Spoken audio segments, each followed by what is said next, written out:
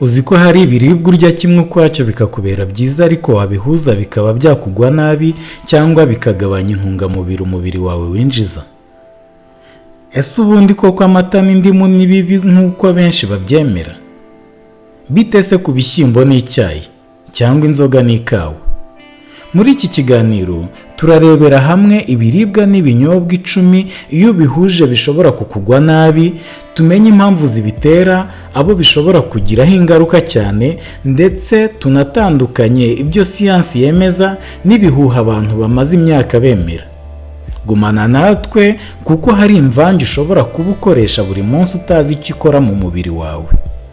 Mu gusobanura ibi turifashisha ubumenyi dusanga mu gitabo kizwi cyane On Food and Cooking cyanditswe na Harold McGee. Iki gitabo gisobanura mu buryo bwa siyanse ibiba ku biribwa iyo bivanze, bishyushye cyangwa biteguwe mu buryo butandukanye. Turifashisha kandi n'ubushakashatsi bwakozwe ku mikoranire y'intungamubiri n'ibinyobwa bitandukanye. Niba ukunda ibiganiro nk'ibi bigufasha gusobanukirwa imirire n'ubuzima bishingiye ku bushakashatsi, ukaba uri mushya kuri iyi channel, wakora subscribe ku tuntu tw'ubwenge, ugakanda no kunzogera kugira ngo utazacikwa n'ibindi biganiro. Tuboneyeho no gushimira kandi abamaze gukora subscribe kubwo kudutera ingufu.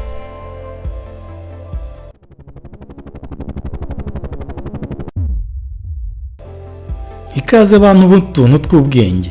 Muri iki kiganiro tugiye kurebera hamwe ibiribwa 10 n'ibinyobwa 10 iyo bihujwe bishobora kukubangamira, kuva ku bishobora kugabanya iyinjizwa ry'intungamubiri kugeza ku bishobora kugira ingaruka ku igogorwa cyangwa gukorana nabi n'imiti.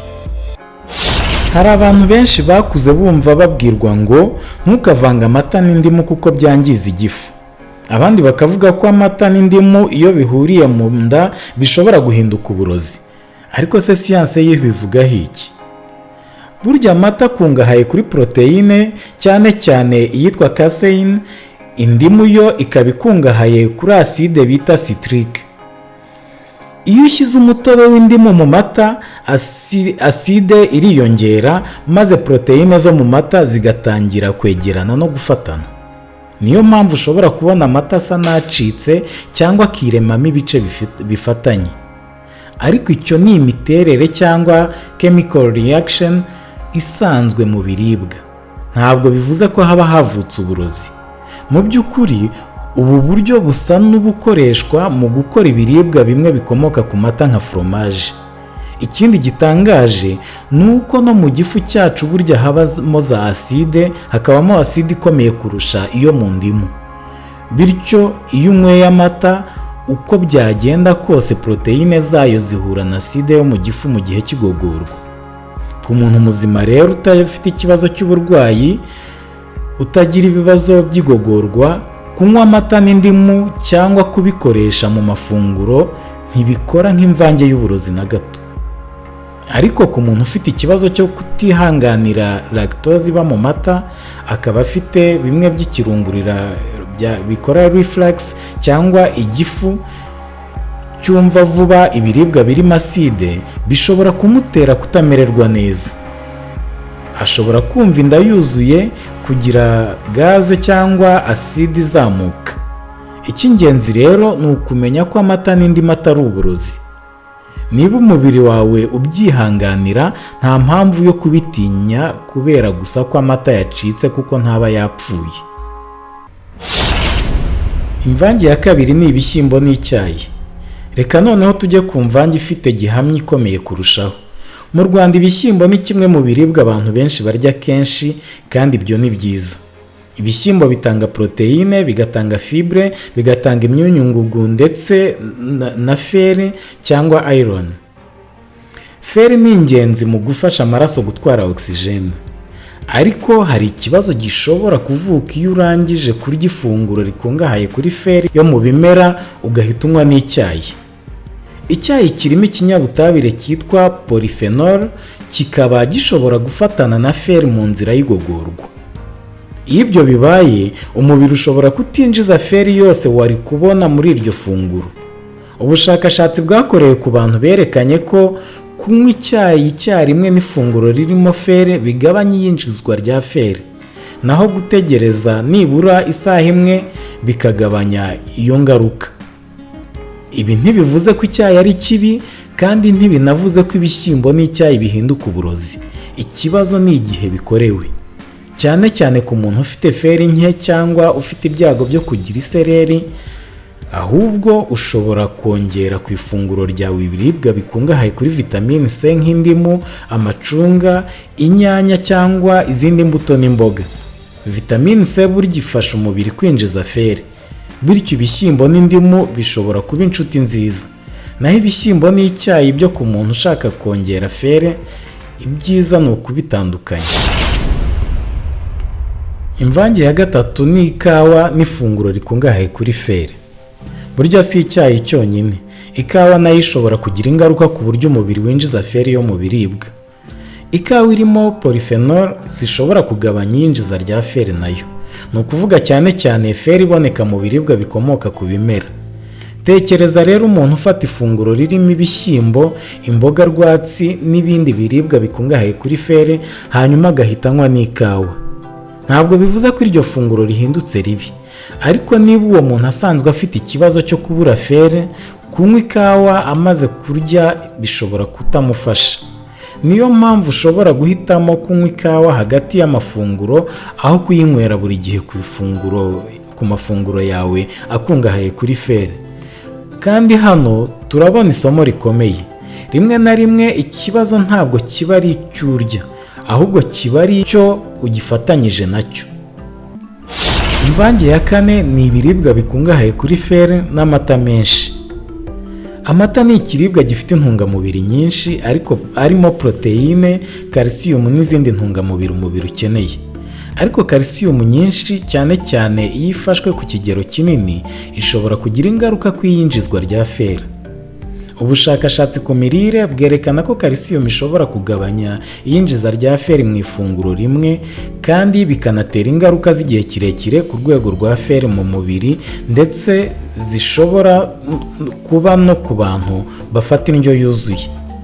Ibi ni ingenzi cyane ku muntu ufite ikibazo cyo kubura feri cyangwa wasabwe na muganga kongera feri. Ariko ntibivuze ko umuntu muzima udafite ikibazo cya feri agomba gutangira gutinya amata ku ifunguro. Oya, ahubwo ubutumwa ni uko niba ufite ikibazo cya feri nke, uburyo utegura amafunguro yawe bushobora kugira icyo buhindura. Kandi niba ufata ibinini bya feri nk'inyunganiramirire nako, ni byiza gukurikiza amabwiriza ya muganga ku gihe cyo kuzifata n'ibyo utagomba kuzifatana. Imvange ya gatanu ni imboga za epinari n'ibiribwa bikungahaye kuri calcium. Imboga za epinari ntawe utabizi ko ari nziza, kimwe n'amata nayo ni meza. Ariko hano hari ikintu gishimishije ku bijyanye n'intungamubiri. Epinari irimo intungamubiri zitwa oxalate.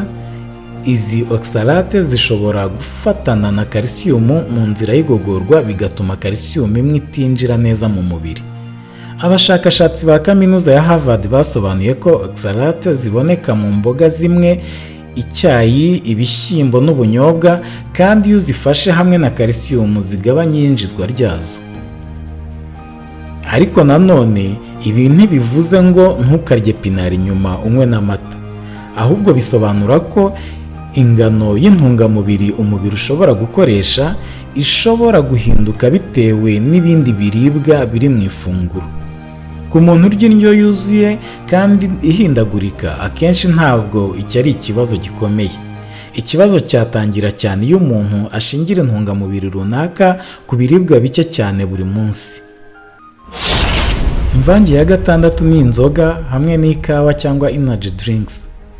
Hari umuntu unywa inzoga yakumva atangiye gusinzira cyangwa kunanirwa, akavuga ngo reka nywe ikawa cyangwa energy drink mbe maso. Aha niho ikibazo gishobora gutangirira. Burya kafeyine irakangura cyangwa nistimira, ishobora gutuma umuntu yumva ari maso kurushaho koko. Ariko kuko inzoga zo zigira ingaruka ku bwonko, ku bushobozi bwo gufata ibyemezo no ku mikorere y'umubiri, iyo kafeyine n'inzoga bihujwe, kafeyine ntikuraho ingaruka z'inzoga mu mubiri, ahubwo umuntu ashobora kumva asa n'ufite imbaraga cyangwa ko atasinze cyane, nyamara kugabanuka k'ubushobozi bwo gukora neza byatewe inzoga bikiriho. Aha nk'umuntu unywa inzoga yarangiza kumva ko afite control yanatwara n'imodoka ngo kuko yarengejeho energy drink cyangwa ikawa, abyumve neza. Ubushakashatsi bwavumbuye ko kuvanga kafeyine n'inzoga bishobora gutuma umuntu anywa inzoga nyinshi kurushaho, kandi bikongera ibyago n'izindi ngaruka biterwa n'inzoga nyinshi. Ni ukuvuga ngo ikawa ntabwo igukiza ubusinzi, yewe na energy drink nayo ntabwo ihindura umuntu wasinze ngo ahite aba muzima. Ushobora kumva uri maso yego, ariko ibyo ntabwo bivuze ko imitekerereze yawe cyangwa imikorere yawe biba byasubiye ku murongo. Niyo mpamvu kuvanga inzoga n'ibiribwa birimo kafeyine nyinshi ari kimwe mu bintu byo kwitondera cyane. Icya karindwi ni ukuvanga inzoga n'imiti. Nubwo umuti atari ikiribwa, iyi ngingo ni ingenzi cyane ku buzima ku buryo tutayisimbuka. Hari abantu bafata umuti hanyuma nimugoroba bakanywa inzoga nk'ibisanzwe. Ariko ikibazo ni uko inzoga zishobora gukorana n'imiti myinshi mu buryo butandukanye. Ikigo cyo muri Amerika gikora ubushakashatsi ku nzoga n'ingaruka zazo ku buzima kivuga ko kuvanga inzoga n'imiti imwe n'imwe bishobora gutera iseseme, kuruka, kubabara umutwe, gusinzira cyane, kugwa igihumure cyangwa kubura ubwenge.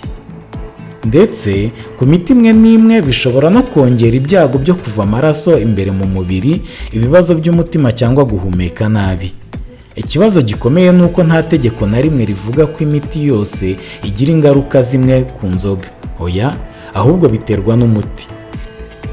Niyo mpamvu niba urimo gufata umuti runaka ugomba gusoma amabwiriza yawo cyangwa ukabaza muganga. Ntukishingikirize kuko uba warigeze gufata undi muti ukanywa n'inzoga ntihagire ikibazo ugira. Burya imiti iratandukanye. Indi mvange ni urubuto bita grapefruit cyangwa pamplemousse kuyifatana n'imiti imwe n'imwe. Iyi grapefruit ni urubuto rusa n'icunga rinini kandi risharira, ruba rusa n'umutuku mo imbere. Mu Gifaransa bayita pamplemousse. Grapefruit ni imbuto nziza cyane zikungahaye kuri vitamine C, ariko zishobora guhindura uburyo imiti imwe n'imwe ikora mu mubiri. Nubwo grapefruit cyangwa umutobe wayo bishobora kutaba muri zimwe mu mbuto ziribwa cyane mu ngo zose zo mu Rwanda, zishobora kuboneka mu masoko cyangwa amaduka amwe n'amwe, kandi iyi ngingo ni ingenzi ku bantu bazikoresha. Grapefruit ishobora kubuza ikinyabutabire gifasha umubiri gutunganya imiti imwe n'imwe gukora neza mu mara. Iyo grapefruit iyibujije gukora ku miti imwe n'imwe, umuti mwinshi ushobora kwinjira mu maraso kurusha uko byari biteganyijwe. Ibyo bishobora kongera ingaruka z'umuti rero. Ubushakashatsi buvuga ko grapefruit ishobora gukorana n'imiti imwe n'imwe ikoreshwa mu kugabanya cholesterol, imiti imwe n'imwe y'umuvuduko w'amaraso, n'imiti ikoreshwa nyuma yo guhabwa ingingo z'umubiri, ndetse n'indi itandukanye. Ariko grapefruit ntabwo ikorana n'imiti yose. Niyo mpamvu utagomba guhita uyireka kubera gusa ko urimo gufata imiti. Reba amabwiriza y'umuti cyangwa ubaze muganga. Aha tubona ko n'ikintu gifite ubuzima bwiza gishobora kugira ikibazo iyo gihujwe n'ikindi mu buryo butari bwo. Imvange ya 9 ni ukunywa inzoga ukazivanga n'amafunguro akaranze cyane. Reka noneho turebe imvange abantu benshi bashobora kuba bamenyereye. Inzoga hamwe n'amafiriti, inyama zikaranze, brochette cyangwa ibindi biribwa birimo amavuta menshi. Iki ni ikibazo. Hano ntabwo ari imikorere y'uko kuvanga nka reaction chimique ituma ibyo biribwa bihinduka uburozi. Ahubwo ni uburyo iyo gahunda y'imirire ishobora gutuma umuntu afata kalori nyinshi, sodium nyinshi cyangwa saturated fat nyinshi, cyane cyane iyo bikorwa kenshi. Kwa kundi hari abantu bifitiye umuco wo gutaha agaca ku kabara akarya amabrochette, akarya amafiriti, akarya ibintu birimo birungo byinshi. Inzoga ubwazo zitanga kalori nyinshi. Amafunguro akaranze nayo ashobora kuba afite kalori nyinshi. Iyo ibyo byombi bihora bihuzwa cyane cyane mu buryo burenze urugero, bishobora kugira uruhare mu kwiyongera kw'ibiro no mu bibazo by'uburyo umubiri ukoresha ibyinjira mu mubiri cyangwa metabolism. Ikindi kandi ku bantu bafite acid reflux cyangwa ya ndwara y'igogora itera n'ikirungurira, inzoga n'amafunguro arimo amavuta menshi bishobora kuba imbarutso. Ariko hano ni ingenzi kudahita wanzura ngo inzoga n'amafiriti bihinduka uburozi. Oya, ikibazo gitangira kugaragara bitewe n'ingano, inshuro n'ubuzima rusange bw'umuntu. Mbere yo kujya ku ngingo ya nyuma, niba hari nibura kimwe muri ibi umaze kumenya utari usanzwe uzi, wakanda like kuri iki kiganiro kuko bidufasha kugeza aya makuru no ku bandi.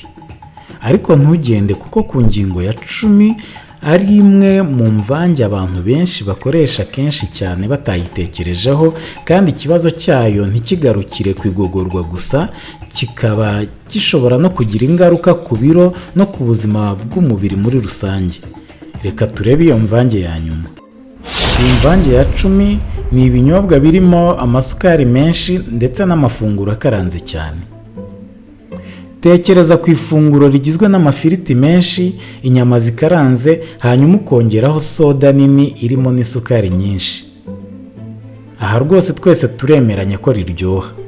Ni nabyo abenshi bakunze gukoresha mu minsi mikuru. Ariko iyo uburyo nk'ubu bwo kurya bubaye akamenyero, niho ikibazo gishobora kuvuka. Amafunguro akaranze cyangwa high processed cyane cyane za fast food cyangwa ibiryo byo mu nganda ashobora gutanga kalori nyinshi, saturated fat cyangwa ibinure, ndetse na sodium nyinshi. Ibinyobwa birimo isukari nyinshi nabyo byongera isukari na kalori mu buryo bworoshye cyane. Ikibazo rero ntabwo uko soda ihuye n'amafiriti ihita ihinduka uburozi mu gifu, ahubwo nuko iyo mvange yorohereza umuntu gufata energy nyinshi cyane mu ifunguro rimwe, kandi iyo bimaze kuba akamenyero bishobora kongera ibyago by'umubyibuho ukabije, kugira umuvuduko w'amaraso, diyabete yo mu bwoko bwa 2 ndetse n'izindi ndwara z'umutima. Niyo mpamvu umuntu ashobora kurya ifunguro nk'iri rimwe na rimwe, ariko ntiribe ifunguro yimenyereza kenshi cyangwa buri munsi. Reka mbere yo gusoza dukureho indi myizerere ikunze kuvugwa. Usanga abantu benshi bakubwira ngo nyabuna ntukarye amafi ngo unywe n'amata. Yewe hari n'abavuga ko bishobora gutera indwara z'uruhu. Ariko nta gihamya ikomeye ya siyansi yerekana ko ku muntu muzima udafite ikibazo cy'igogorwa, amafi n'amata ubwabyo bihinduka uburozi iyo biri mu ifunguro rimwe. Mu by'ukuri hari cuisine cyangwa uburyo bwo guteka bwinshi ku isi bukoresha ifi hamwe na creme, beurre cyangwa butter, fromage cyangwa n'ibindi bikomoka ku mata. Icyakora niba umuntu afite allergie ku mafi, ibyo ni ikindi kibazo. Niba umubiri we utihanganira lactose iba mu mata, amata nayo ashobora kumubangamira. Nanone kandi ibiribwa byangiritse cyangwa bitabitswe neza bishobora gutera food poisoning cyangwa gutuma ibiryo bihinduka uburozi. Ariko ibyo ntabwo biterwa n'uko amafi yahuye n'amata. Kumenya iri tandukaniro ni ingenzi. Nyuma y'izi ngero zose, icyo dukwiye kumenya ni uko kuvanga ibiribwa bibiri bitavuga ko byanze bikunze bihinduka bibi cyangwa uburozi. Hari ibintu 4 tugomba gutandukanya.